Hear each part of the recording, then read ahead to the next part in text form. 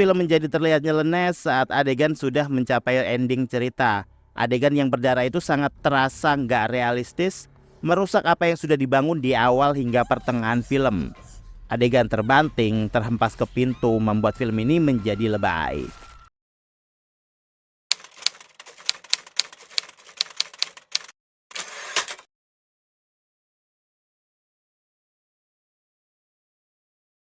Mulai Senin, kalian ikut semester pendek. Salam sinema, sahabat sinemalogi. Dosen Goib, Sudah Malam atau Sudah Tahu adalah film horor yang disutradarai Guntur Suaryanto.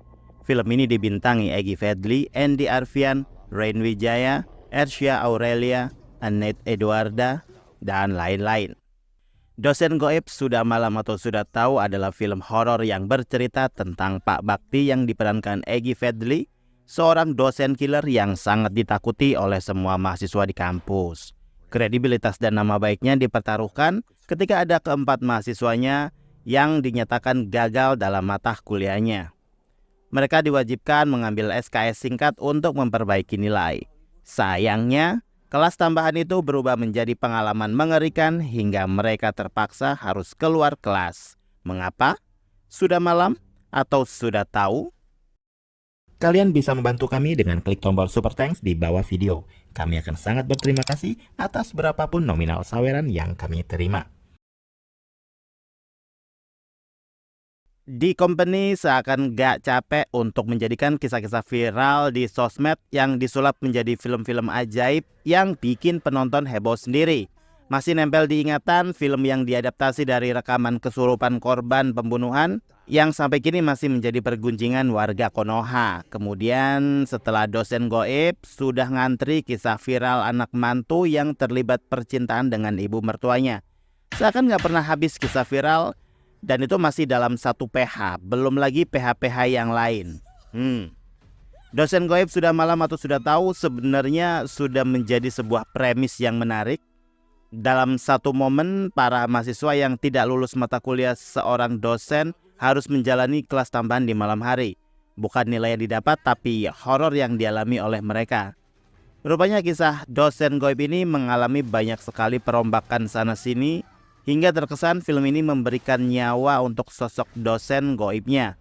Kita akan disuguhi background sang dosen, bagaimana wataknya, bagaimana kehidupannya, dan bagaimana nasibnya. Dan sebagai tandemnya dipasanglah 4 mahasiswa yang bakal menjadi korban sang dosen goib. Kalau dibandingkan dengan versi aslinya, versi cerita aslinya, justru mahasiswa ada banyak, lebih dari 4 orang, hampir satu kelas. Jika dilihat dari bukti foto asli kejadian, mahasiswa nampak ada banyak, dan diceritakan mereka keluar satu persatu secara berurutan, hingga sang ketua kelas yang terakhir keluar, yang kemudian dicegat dan dipanggil oleh sang dosen. "Kenapa kamu keluar?" Dijawab sang ketua, "Sudah malam pak." Dan dengan seremnya sang dosen bertanya lagi, "Sudah malam apa sudah tahu?" Adegan Sudah Malam atau Sudah Tahu tentu saja menjadi nyawa di film ini, dan bersyukur tidak terlalu dimodifikasi sedemikian rupa. Esensi dosen goibnya masih ada, dan untuk adegan ini saya benar-benar mengakui di antara semua scene, cuman adegan Sudah Malam atau Sudah Tahu adalah adegan yang terbaik. Sisanya B aja. Penambahan backstory sang dosen sebenarnya tidak berpengaruh banyak pada keutuhan cerita. Saya sendiri malah lebih suka bila melihat sang dosen digambarkan sebagai sosok yang misterius. Gak perlu sedrama itu mengisahkan kisah masa lalunya yang kelam. Malah saya cukup antusias untuk mengikuti kisah keempat mahasiswa yang harus mengulang satu mata kuliah itu. Sebenarnya tidak terlalu berekspektasi tinggi terkait ketika film ini dibuat. Hanya saja sesaat setelah sesudah menjadi sebuah film, Dosen Goib hanyalah parade adegan seru-seruan yang memicu jump scare dan hal ganjil lainnya. Proses penampakan hantunya pun hanya sekali yang sukses bikin ngeri, yaitu saat para mahasiswa berhadapan dengan dosen goib yang badannya berubah menjadi tinggi, besar, menjulang. Dan berikut-berikutnya film hanya dipenuhi dengan penampakan dan kucing-kucingan ala film kartun Scooby-Doo. Sayang banget, padahal potensi hantu goib ini kalau digali lebih serius lagi, film akan terasa lebih bermartabat, menambahkan isu mental health, bunuh diri, dan penghapusan metode dosen killer sudah kaya akan cerita. Tapi karena film terpatok pada judul, akhirnya isu-isu yang tadi saya sebutkan hanya sekedar tempelan. Beruntungnya film ini mencoba menjadi logis karena diceritakan sang dosen goib hanya bergentayangan tanpa ada motivasi membunuh, dan meninggalnya salah satu mahasiswa karena disebabkan kelalaian atau hal-hal yang masuk akal.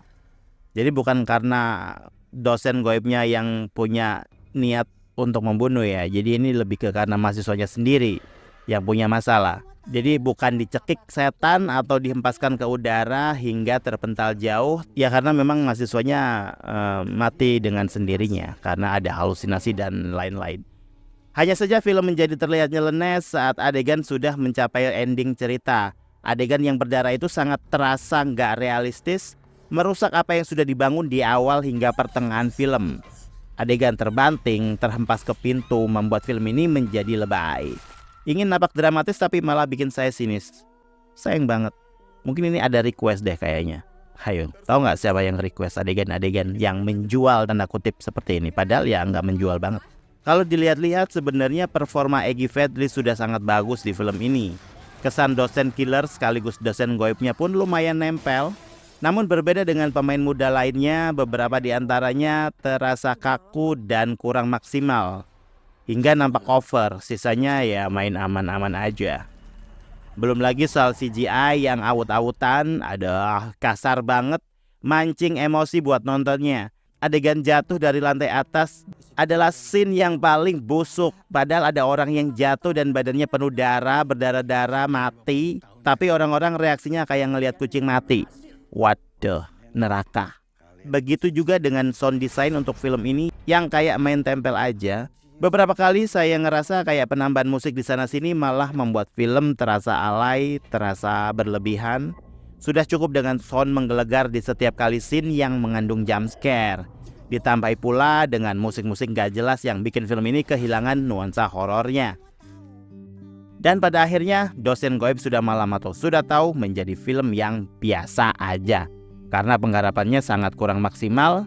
Seandainya film ini dieksekusi dengan menggunakan latar cerita satu hari kejadian, runut, dan gak banyak mengubah kisah aslinya, film akan terasa lebih orisinil. Dan kalau memang bawa-bawa disiplin ilmu psikologis, ya harusnya dimaksimalkan. Karena isu mental health nggak melulu membahas orang yang nggak kuat mental terus langsung bunuh diri. Ada banyak faktor yang bisa dikupas. Ada banyak hal pula yang patut disayangkan di film ini. Demikian video reaksi dari film Dosen Goib Sudah Malam Atau Sudah Tahu yang tayang di bioskop. Silahkan like, komen, dan subscribe kanal ini. Cek juga akun-akun media sosial Sinemalogi. Dan jangan lupa bersinema dahulu, berbahagia kemudian.